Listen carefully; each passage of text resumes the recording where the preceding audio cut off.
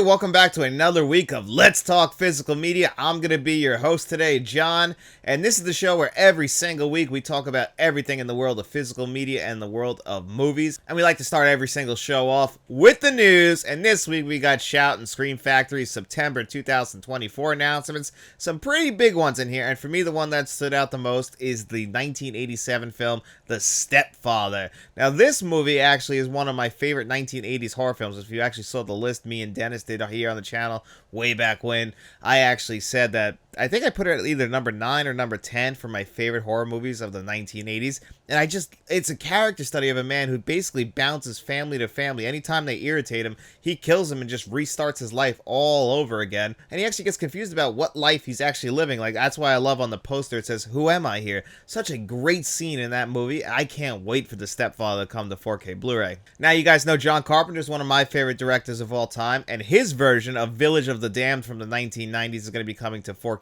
Blu-ray. And this is one of John Carpenter's lesser known and lesser popular films, and even for me, it's not one of my favorite John Carpenter films, but you know, I pretty much have every single John Carpenter 4K... Actually, I do have every single John Carpenter 4K Blu-ray that's been released, and I've been waiting for them to come to 4K as they slowly come to 4K, so I'll be happy to pick this one up on 4K Blu-ray just to complete that subsection of my collection. And that means hopefully down the line we'll get finally Assault on Precinct 13 on 4K Blu-ray, because that's the real, like, blemish where, you know, I understand why we don't have In the Mouth of Madness. That's one of my favorite John Carpenter movies, but I understand why that one hasn't come to 4K Blu-ray. It's surprising that Village of the Damned is coming to 4K Blu-ray before all of those movies, because usually, and even for me, this floats around at the bottom of the John Carpenter films. And you know what? It's been a long time since I've seen it, so it's probably one I will pick up. I don't know if I'll pick it up right away, but it's definitely one that I will pick up. And then one movie, the Amityville Horror remake, is going to be coming to 4K Blu-ray. This is the one that stars Ryan Reynolds that came out in the 2000s. And I only saw this movie once, but it's a very vivid memory of this movie. I can still see it in my head because I saw it with my mom, and I just remember that movie theater experience more than any other. My mom really liked this movie. I enjoyed it too at the time, but I never ran back to it, probably because Ryan Reynolds stars in it. And I love Ryan Reynolds. Ryan Reynolds is one of my favorite actors working today, but I think he has his own lane. You know, he's really got to be in comedies. I think Deadpool is the perfect version of Ryan Reynolds. Woo! Superhero landing! Yeah, that's really hard on your knees. Totally impractical. They all do it. That's the best he could possibly be. I also really enjoy him in Waiting, but anytime he's ever tried to dabble in drama, or in this case horror, I don't think it necessarily works for him. Like, I remember being really disappointed in Safe House as well, and you know, I just really only like Ryan Reynolds when he's doing comedy. I know that might be a little selfish thing to say, but he definitely has a certain area where I love the man. Like, Deadpool is literally one of my favorite characters of all time, and only Ryan Reynolds can play that, but I don't remember his performance too well in this movie, but it's not something I felt like I had to run back to. But it's been a really long time. The original Amityville Horror is a classic. I live on Long Island, so the real Amityville Horror didn't happen too far from me, and that's one thing when you watch the movie, you just see how far-fetched it is just because of the house and everything in general. Now when you see the real one, it's a real letdown. So, you know, it is a movie, but I am looking forward to that coming to 4K Blu-ray. I'll probably pick it up eventually. A film I haven't actually ever seen, Doomsday, is coming to 4K Blu-ray. The Boy is also coming to 4K Blu-ray. This is another movie I haven't seen. And then last but not least, The Strangers. Not The Strangers Chapter 1 that came out earlier this year. No, the original Strangers, the one that started the franchise and is still considered a classic horror film to this very day. This one actually got a direct sequel that a lot of people didn't like as much as the original, but the original does stand on its own. It is a great film, and it's really cool to be seeing this one get a 4K Blu-ray update. And talking to some people here on the channel, including Rogue1677, he said that, you know, it'd be good to get this on 4K Blu-ray to wash the taste out of your mouth about The Strangers Chapter 1. And Dennis, my cousin, who you guys have seen here on the channel, also absolutely loves the original Strangers movie. We've been actually talking about going back and talking about the entire franchise because he wants to rewatch the originals and then, you know, check out the new one. And the new one's coming to 4K Blu-ray as well, but that is being overpriced if I remember correctly. So at least the original one will be coming to 4K Blu-ray courtesy of Scream Factory. So Scream Factory definitely gave us a lot for September. The only one I'm definitely getting on day one is The Stepfather, because that's just a movie I absolutely love from the 1980s, and I am thrilled that's going to be coming to 4K Blu-ray. Now, a couple things that have been rumored and, you know, almost confirmed, but not quite confirmed. One of them that's a pretty big deal. This looks like only going to be a UK release. I'm not too sure from what studio, but Mississippi Burning is supposedly coming to 4K Blu-ray. So that means eventually here in the United States, Kino Lorber actually released the Blu-ray in the past. I don't remember when it came out, but I do have that Kino Lorber Blu-ray of Mississippi Burning. This is a movie that I absolutely love that stars Willem Dafoe and Gene Hackman. One of the better, thrillers of the 1980s. And, it really is an illustration of racial issues here in the country, and it's just such a great, well-done film. And also, it's been leaked, and this was not confirmed at all, that we're going to be getting Columbia Classics Volume 5, and the movies that are supposedly going to be in Volume 5 are All the King's Men from 1949, On the Waterfront from 1954, an absolute classic. This one is very deserving to come to 4K. Marlon Brando's probably his second most well-known film, except for The Godfather. Obviously, that's probably his most known film because that came out in the 1970s. This one's 1954, so a younger generation is going to know The Godfather, while On the Waterfront is still an absolute classic. A Man for All Seasons from 1966, The Age of Innocence from 1993, and then Little Women from 2019, and Tootsie. So the movies that stand out to me in there are Tootsie and Little Women and On the Waterfront. So I'd say half of those movies I absolutely want to grab on 4K Blu-ray, while the other half, you know what, I'd be happy to have. I still haven't picked up Columbia Classics Volume 4 yet, despite the fact that I want 5 or 6 of those movies, but it's a little bit pricey. Money's a real thing, so I'm gonna get it eventually and review it here on the channel because I definitely want Columbia Classics Volume 4. This is a mixed bag, I would say, though. I'm very happy for Tootsie and On the Waterfront to be coming to 4K Blu-ray, and I'm definitely really happy for Little Women. That was one of my favorite movies from that year. I actually have the previously released Blu-ray on the shelf because I just absolutely love that movie. It's one of the movies that got me in the theater. I'm not afraid to admit it, but I just thought that was such a great, well-made movie by Greta Gerwig, and I really enjoyed Little Women, so I'll be happy to get that on 4K Blu-ray. But these are just rumors. None of this has been confirmed yet. I just saw it on the artist formerly known as Twitter, so I thought I'd let you guys in on that as well. And then the other thing is, there's apparently been a leaked image of a steelbook for The Killing Joke coming to 4K Blu-ray now. That is based on the classic graphic novel, one of the best graphic novels of all time, The Killing Joke, and they tried to stretch that out into a full-length film, and they, basically rewrote the beginning and the end of this, and then put the real Killing Joke right in the middle of it. I only saw this once, and I remember just being very disappointed by it. Maybe I'll pick it out and check it out again and just see if maybe I was in a bad mood that day, but I definitely remember not liking it then, even though I do love the actual Killing Joke, so we'll have to wait and see on that one. I'm sure that one's getting confirmed. I think they said it's rumored for September, but we'll have to wait and see. But anyway, guys, that's all the news for this week. So let's dive right into the next portion of this week's show, which is the Q&A. But before we get into that, I'm going to be doing my worst 4K Blu-rays of 2024. And that's of 2024 so far. So earlier this week, I did a full top 10 video of the best 4K Blu-rays of 2024 so far, since we're only halfway through the year. And I don't really do worst lists, but, I'll always at least do a couple honorable mentions. And I didn't put any in the video, and I thought, hey, maybe we'll talk about that this Sunday on Let's Talk Physical Media, because I don't have a full top 10 or anything.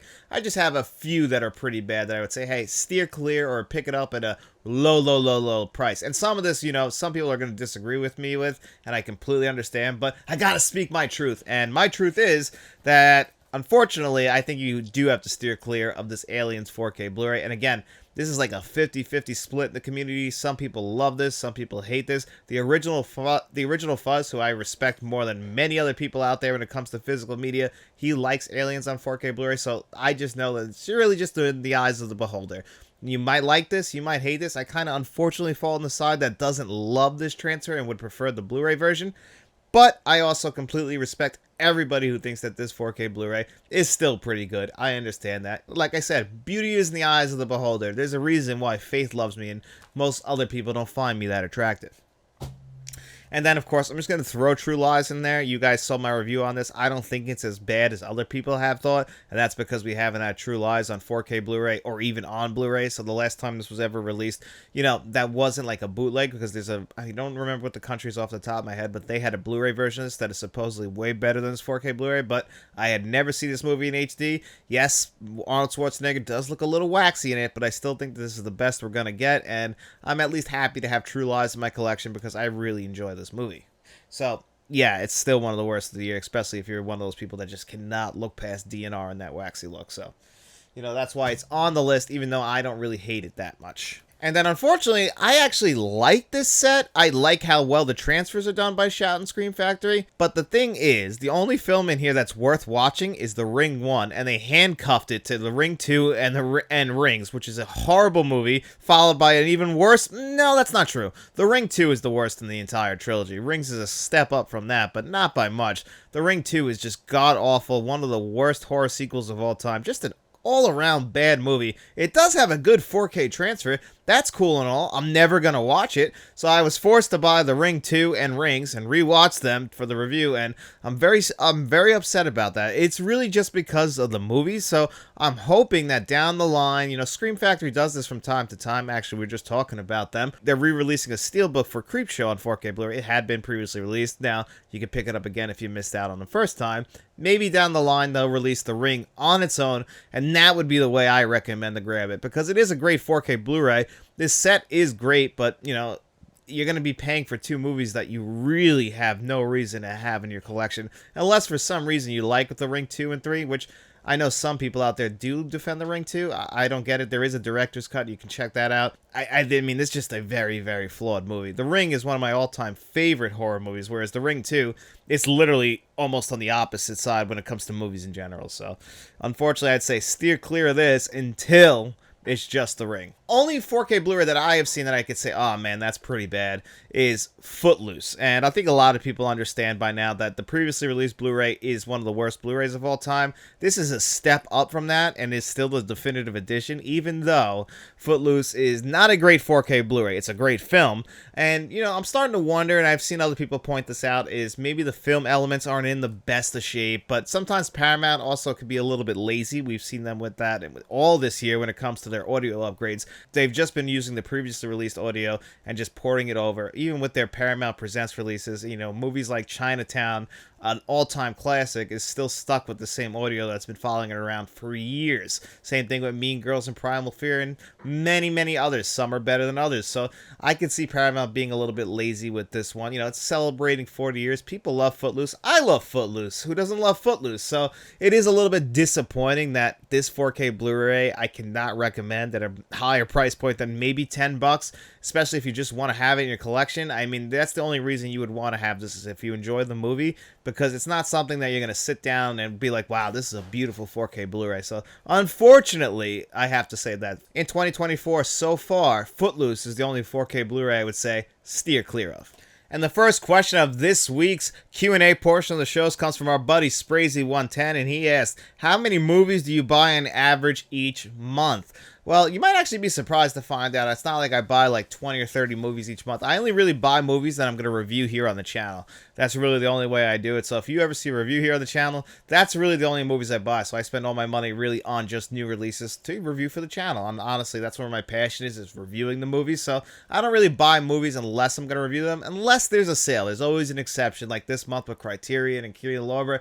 I'll buy more movies than I usually buy. But for the most part, I would say I probably buy 10 to 15 a month, and they're usually all new releases. That would be like on average. Actually, you know what? That's way too high. I'm be wrong about that. It's just been that high for the last couple of months because we've been getting a lot of great movies on 4K Blu-ray. But I'd say, you know what? Probably 8, like 2 new releases each week. So you get 2 new release reviews on the channel each and every single week. So I would say, yeah, probably about 8 is the average that I buy each and every single month, unless, you know, there's some sales or we get a real great month with new releases where I'm like, I have to have that on day one. You know, June was really crazy with that. July's a little bit less. August, same thing, but then we come into September and I'm like, every single week we get like 2 or 3 movies that I want to grab on 4K Blu-ray day one. So that was a great question, Sprazy. I appreciate that, buddy. And then the next question is from @LaughingMyBay, and he wrote, what was the first film with a physical 4K release, and now that a new disc with a higher capacity is on the way, what would be your prediction for the first film on 8K? So actually, I had to look this up. I didn't remember what the first movies were on 4K Blu-ray, and apparently they were all released on the same day, so it wasn't just one movie released on 4K Blu-ray. You know, they kind of did a rollout like they're rolling out a video game system, so you had a bunch of companies releasing a bunch of stuff on the same day, so I read up on what they were. So Sony released Spider-Man 2, The Amazing Spider-Man 2, Hancock Salt, Pineapple Express, and The Smurfs 2, while Lionsgate released Sicario, which is actually a very good 4K Blu-ray. I reviewed that here on the channel. The Last Witch Hunter, The Expendables 3, and Ender's Game, while Warner Brothers released Mad Max Fury Road, The Lego Movie, Pan and San Andreas. 20th Century Fox on that same day released The Martian, Kingsman: The Secret Service, Exodus: Gods and Kings, Maze Runner, The Scorch Trials, Wild, Hitman, Agent 47, and Fantastic Four. So there was a bunch of movies released on February 16th, 2016. So we're almost 10 years into 4K Blu-rays. And yes, the rumors have been going out, and I think it's been confirmed by now, that we're going to be getting a brand new disc with a higher amount of disc space. And a lot of people think, okay, we're going to be getting 8K. And I don't know if that's true yet. I mean, it's nice to have more disc space because obviously having more memory allows there to be less compression. And that's all we want, is just no compression at all. You know, the more memory, the better. I don't know. I really don't want to invest in 8K if that does come around. I imagine, though, if it does come around, you might see a similar rollout as you do with the 4K Blu-ray format, where it'll be the major studios who are still making 4K Blu-ray. So I assume Sony would be the ones at the front end of this. So I assume we'll get a bunch of Sony classic movies on 8K. And, you know, the thing with 8K is, and Sony, is if it's theirs, we'll get a bunch of their maybe Columbia Classics versions, or I'm sure we'll get another Spider-Man movie. We'll probably get a Venom movie. Lionsgate, I could see them and hopefully updating Sicario. Warner Brothers, maybe, you know, I always think of The Dark Knight. That's always the one I always think you want to show off a movie. You show off The Dark Knight. That's what Sony did with Blu-ray. You know, when it came to 4K Blu-ray, they came out a year after, so stuff that they kind of rush out because they know it looks good. Warner Brothers and Christopher Nolan, they made some of the best looking movies of all time. So imagine, I could actually imagine like Tenet being released on 8K day one. That's a beautiful looking movie. So movies like that, and then eventually down the line, I assume it would be like the 4K format where we'll get big releases for like Jaws, and we'll have to wait another 10 years almost for another Terminator upgrade, because for some reason, despite the Terminator being the greatest movie of all time, it's always at the back of the line for an upgrade. I'll never understand it. Meanwhile, certain movies get upgraded all the time and even have multiple releases onto the format. The fact that there's movies that have had multiple 4K scans blows my mind. You know, The Fifth Element, there's a Sony release and a Studio Canal release, and yet the Terminator still hasn't come to 4K. It really is unbelievable. So I imagine those are the kinds of movies that we would get when the new format comes. And again, I really don't want to have to spend more money to upgrade to 8K. I know I'm going to get FOMO, though, and I'm going to want to upgrade because that's just how it works for me. It's the same reason why when the new video game consoles came out, there was no reason for me to get a PlayStation 5 and an Xbox Series X, especially since I don't even really play video games that much anymore. So that was just insane, but it's because they were there and I wanted them. And I had a PlayStation 5 for like 2 months. I loved it, but I had to sell it just because there's not enough time, guys. Not enough time in the world. So yeah, if it comes to 8K, I'm going to probably push up against it and then eventually cave in just because I know who I am. So that was a great question. Thank you so much. And the next one's from Mr. Smelly Potato, and he asks, what are your most anticipated movies coming out of the second half of the year? Mine are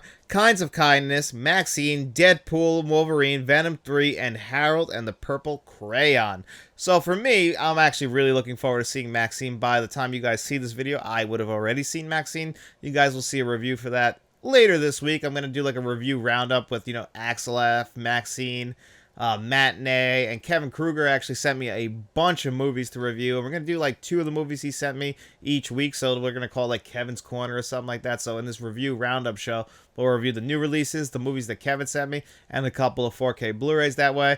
You know what? We put out a bunch of different videos each and every single week, and I can get more reviews out to you guys by doing it that way. So you guys will actually see a review for Maxine later in this week. Kinds of Kindness, I'm actually looking forward to checking out. It actually just hit my theaters this week as well, but I only have time to see Maxine, so that's what I'll be seeing. I'll eventually check out Kinds of Kindness. That's Yorgos Lanthimos' latest movie, and, you know, Emma Stone is my favorite actress ever, so I definitely want to see whatever she's in, and she's worked with him. Now this will be the 3rd movie in a row after Poor Things, and she also did The Favorite a few years ago. And it's also got Willem Dafoe in it again and Jesse Plemons, so I'm definitely looking forward to that also. But the number one movie still for me is definitely Deadpool and Wolverine. I can't wait for that. I'm glad this is the only MCU movie we're getting this year, to get Hugh Jackman and Ryan Reynolds working together in the MCU. I mean, people have been asking for this for years, and I can just only imagine what the fourth wall breaks are going to be, what all the jokes are going to be. I mean, this is going to be a violent movie, and I can't wait for it. I'm all there for that. That's what I'm most looking forward to for the rest of the year. But Beetlejuice, I'm really excited for that as well. You know, we're bringing back Tim Burton, Winona Ryder, and of course, as Beetlejuice, Michael Keaton. I heard that they actually did real practical effects, which is great because Tim Burton has definitely been reliant on CGI for like 15 years now after those awful Alice in Wonderland movies. So I want to see Tim Burton return to form. Michael Keaton's, had a career resurgence since Birdman, which is another movie I love that I've heard a lot of people talking bad about lately, and I won't have it. It's a great movie, Birdman. Speaking of Willem Dafoe, later in the year, actually Christmas Day, we're going to get Robert Eggers' Nosferatu, and I can't wait for that. Robert Eggers, he hasn't missed for me yet, although The Northman was getting pretty close to it, but his first two movies I think are just absolute masterpieces with The Witch and then The Lighthouse. I absolutely love The Lighthouse. So Robert Eggers, he's making a movie. I'm there for it. I know a lot of people are probably excited for Terrifier 3 coming out this fall. I'm not the biggest Terrifier guy, but maybe I'll get Matt back here on the channel and he'll do a review for that or something. Because actually, speaking of a question follow-up from last week, Matt said that he's going to come back and do a few episodes of Let's Talk Physical Media for you guys. We worked out a deal. We were able to in the final hours of the night. We finally reached an agreement, and Matt will come back to the show at least, every once in a while. He'll come on and we'll talk some physical media. I'll let you guys know ahead of time so you guys can ask him a bunch of questions as well. Also, we're getting Joker Folie à Deux. I think that's how you pronounce that. This is going to be the musical sequel to Joker. It also is going to feature Lady Gaga as Harley Quinn, and I've actually really enjoyed Lady Gaga as an actress. I think she's actually done a really good job, even in House of Gucci. I think her performance was great. Jared Leto, he was in a completely different movie. He apparently was only doing Mario accents or Luigi accents that day, and he felt like he was going to fall right into a stereotype. She is great in House of Gucci, and then, of course, A Star is Born. That's really where her big coming out party as an actress was, and I think she's going to do great in this movie. She's definitely somebody who cares about the role. A lot of people might be a little upset that it's not Margot Robbie, but, different universes, so I think that what they're doing here, I'm going to definitely check it out. I'm not a musical guy, so the fact that this is a musical right away is a step down for me, at least in my anticipation, because I actually really love the original Joker movie. I saw it in theaters 2 days in a row, and I haven't watched it since for some reason, despite the fact I have the 4K Blu-ray. So at some point, I'm going to check it out again, but I can't wait. I'll probably check it out right before the sequel comes out. Again in October. I think that, if I'm correct, the original Joker movie is the highest grossing October film of all time, so you know what? Why not follow it up with its sequel? But the number one movie I'm actually looking forward to for the rest of the year, only because I'm going to take Maxine kind of off this list, is a new M. Night Shyamalan movie called Trap. And this movie, I believe, stars Josh Hartnett. And the premise for this movie is what fascinates me. Is even in the trailer, this is everything they show you in the trailer. So I don't know anything about this movie other than what they show you in the trailer. But a guy played by Josh Hartnett is taking his daughter to a concert. Father-daughter kind of thing. Apparently, she's excited to be there.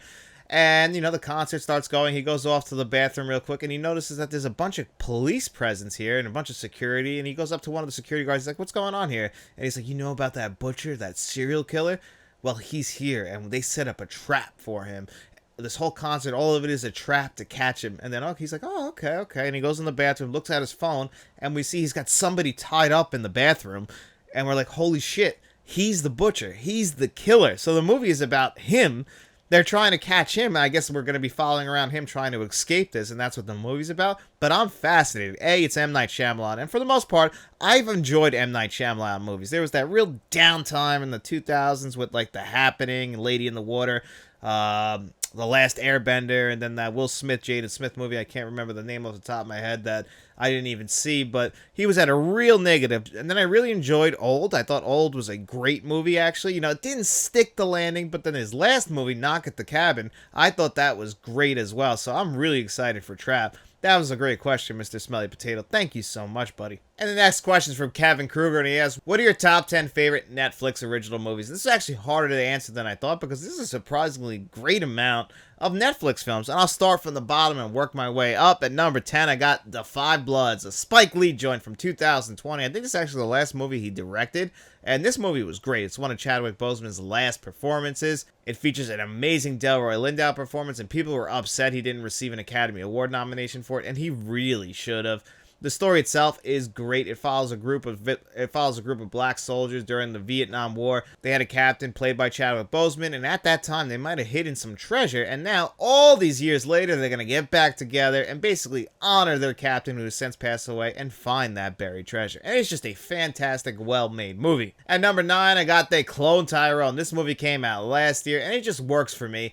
I love those Groundhog Day time loop types of movies. This stars John Boyega and Jamie Foxx, and it's just an all-around good, entertaining movie. Like I said, it's a time loop movie, so we keep repeating the same day over and over again, and I'm always a sucker for that. But this movie also featured some great cinematography. You know, we get a lot of bad cinematography nowadays, so it's always cool to call out a movie that actually had really good cinematography. Number 8, The Harder They Fall. And this was the director's directorial debut. I'm drawing a blank on his name, but he did a great job in this movie. This is a Western, a well-shot, fast-paced, well-edited Western. There's at one point they go into a white town, and everything in the town is painted white. Just thought this movie was so good, and I was excited to see his follow-up, The Book of Clarence, also featuring Lakeith Stanfield, who's one of my favorite actors working today. And the movie itself was a mixed bag. You know, I really appreciate the ambition, but that movie didn't quite stick the landing like I thought The Harder They Fall did. And then at number 7, I got The Irishman. And this might be low for some people. This isn't one of my favorite Martin Scorsese movies. I think at points,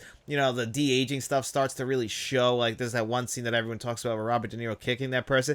That kind of stuff will take me out of the movie. You know, Joe Pesci's calling Robert De Niro a kid. Robert De Niro looks like he's 49 years old, even de-aged. And it's just like, really? You're going to call him a kid? That's the kind of stuff that would just take me out of the movie, despite the fact that all the performances in the movie are just so well done. And then at number 6, Maestro, directed and starring Bradley Cooper. And a lot of people shit on this movie when it came out last year, and I never really understood why. I thought it was a well-made movie. I thought that as Leonard Bernstein, Bradley Cooper nailed it. I get a lot of people who are like distracted by the nose, but the makeup effects in general are amazing in this movie. I think if you didn't watch this movie last year, give it another try, because I think you'll actually really enjoy it. And at number 5, Don't Look Up, directed by Adam McKay, starring so many people, including Jennifer Lawrence, Leonardo DiCaprio, Jonah Hill. Meryl Streep plays the president in this movie. You know, this movie's turning the mirror back at us and how we're, you know, ignoring the issues in this world. You know, there's a meteor heading for Earth, and, you know, some people don't want to believe it. You know, call it fake news. You know, basically it's a satire of American culture. And a lot of people didn't like this movie when it came out. I actually thought it was very well done. I thought it was very funny, and the ending actually really got to me. So check out Don't Look Up.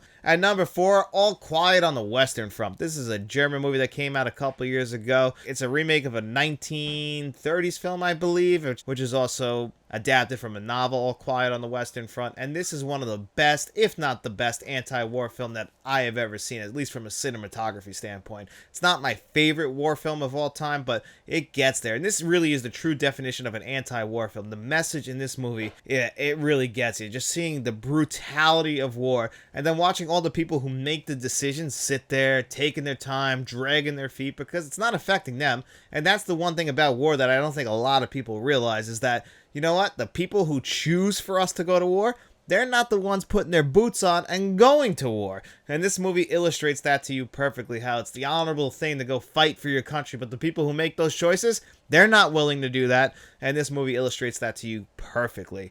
And number 3, this is David Fincher's The Killer. This came out last year, and I love this movie. I thought Michael Fassbender was great in the lead role. It's a David Fincher movie, so it just looks and sounds amazing. The audio design for this movie is why I want it on 4K Blu-ray, because it just sounds so good. And unfortunately, Netflix doesn't really support physical media. It only gets some movies released by the Criterion Collection, like Roma and The Irishman and Marriage Story, but not a lot of them. And a movie like The Killer, a David Fincher movie, who already is lacking in 4K Blu-rays, I want that movie on 4K Blu-ray. Speaking of Marriage Story, that's my number 2. This was Noah Baumbach's film that came out a few years ago. It stars Scarlett Johansson It stars Scarlett Johansson and Adam Driver in the lead roles. Also features great supporting roles from Ray Liotta and Laura Dern as their respective lawyers. It's a movie about divorce, and it's one of the saddest movies you'll ever see. It's absolutely heartbreaking watching a marriage fall apart, and really a lot of that weight is put on the actor's shoulder, and they just all hit a grand slam.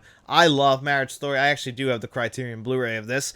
And at number 1, Paddleton. And a lot of people might be asking themselves, what is Paddleton? And this movie stars Ray Romano and Mark Duplass. A lot of people might recognize Mark Duplass from The League. That's always where I'll think of him from. And this movie is a great dramedy. It's about 2 guys that live in an apartment complex. You know, they're not married. I believe one of them is divorced. But, you know, they're basically just relying on each other. Ray Romano even goes with Mark Duplass early in the movie to the doctor, where Mark Duplass gets diagnosed with cancer, and he decides, you know, he's going to go to a state where you can legally, you know, get medication to kill yourself so you don't have to suffer the pain of what cancer is going to do to your body. And it's about their friendship, and why it's called Paddleton is because of a game they like to play that they made up called Paddleton. And, this movie really hit me like a rock. I guess because I'm getting older, cancer could really come along. But to have a friend like that, it's really about the friendship of these two. Ray Romano might not be known for being a great film actor, but he's great in this movie. And if you guys have never seen Paddleton, I try and recommend this movie all the time, but we don't really talk Netflix here on the channel, so this is me finally recommending this movie to you guys. And that was a great question, Kevin. Thank you so much, buddy. And the next question from Sprazy110 is there a big difference when watching 4Ks on an OLED TV compared to a non-OLED TV? And the answer simply is yes. I feel like OLED TVs are the best TVs, and I'm not one of those like OLED fanboys who's like speaking because like, oh, you have OLED TVs. I do have two OLED TVs, but I also have a Sony 950H, which is a few years old now, and the reason why I didn't move off that TV until I finally got this LG C1 in 2022 was I thought the colors on that TV were fantastic, and they were. But the thing is, with many other TVs that aren't OLEDs, is hitting those deep blacks. If you were a fan of plasma TVs, and I was a fan of plasma TVs, this is basically the second coming of plasma TVs, which means it does suffer the same issues with, possible burn-in, but you really have to do some work to burn in an OLED TV. But they do age, and eventually you will have to replace them. So if you're somebody who's a big fan of TVs, one of the big negatives is the wear and tear and the fact you have to really care for your OLED TV, where my Sony TV from about 6 or 7 years ago now still works great. I don't have to ever worry about it. Nothing is ever going to happen to it. But the thing is it's backlit, and that way you're not going to be hitting those deep blacks. But the colors on that TV are still fantastic. There are moments where I'll go, yeah, the colors on this TV still look a little bit better than my OLED TV. And so that's why I'll always recommend to people an OLED TV. And when I do my reviews, for the most part, I'm reviewing movies that I checked out on the two OLED TVs. Every once in a while, I will go check it out on my Sony 950 just to see how it compares to it, because you will notice a difference. And that's another thing when I do 4K Blu-ray reviews and why I don't do screenshots is because, everybody has a different TV. Not everybody has an LG OLED TV, so I'm not going to use a screenshot because it's not going to look the same to you, and that's, a big reason why I do the reviews the way I do them. And the next Sprazy110 question was, what do you take into consideration when deciding whether or not to blind buy a movie? And I don't really blind buy movies that much. It's very rare that I will. It would have to actually take somebody to recommend to me a movie, and I have to really trust their recommendation. So guys like Frank from Frank's Medium Reviews, I love Frank. Frank never recommends to me a bad movie. Guys like the Original Fuzz, I know that they're going to recommend to me a bad movie. And more recently, 0210M6, he's recommended to me so many great movies, including Lahain, that I absolutely love. So people like that, I always trust them. Shamrock Balls, a.k.a. David, he'll always recommend to me a good movie. I trust those people. If a person tells me you're going to like this movie, I will blind buy the movie. But if it's just like, oh, I want to check this movie out and it's a $30 4K, I usually won't take the risk. Usually I'll stream it first, and then if I liked it, then I'll buy it on 4K Blu-ray, usually when it drops in price or when I'm in the mood to eventually rewatch it. So that was another great question, Sprazy. Thank you, buddy. And the next question is from Kevin Kruger as well, and he asked, how many movies do you own from the following labels? And I wrote these down for you, bud. So for Vinegar Syndrome, I only have 8 movies from them, and that's because Vinegar Syndrome doesn't usually have the kinds of movies that I'm usually attracted to, despite the fact that they have some of the best 4K Blu-ray releases out there and definitely lead the pack when it comes to packaging. Criterion, this is the one I have the most from, and that is 74 Blu-rays and 4K Blu-rays from them. Arrow Video, I surprisingly only have 24. Now, it's only for the entire package, so like if I have a collection of movies, whether it be in the Criterion Collection, the Before Trilogy, or when it comes to Arrow Video, the Psycho 4K Blu-rays, I have all of those movies. I only counted the actual physical packages. I didn't count how many movies were in each, so 24 editions of something I bought from Arrow Video and 74 from Criterion. And then Scream Factory, I have 53. So I don't know if that's a lot or a little bit, but I guess still most of my movies, because my collection is now well over 1,000 Blu-rays and 4K Blu-rays. But for me, I guess I buy still mostly from the studios. Boutique labels, they're a little bit expensive, and I don't ever get review copies. I never really even ask anymore. So every review you guys see here on the channel came out of my pocket, or the channel supporters like Kevin Kruger, who will send me movies, or people who support the channel like John Doe Juggalo, Jason Martin, and Mr. Smelly Potato, and Frank from Frank's Medium Reviews.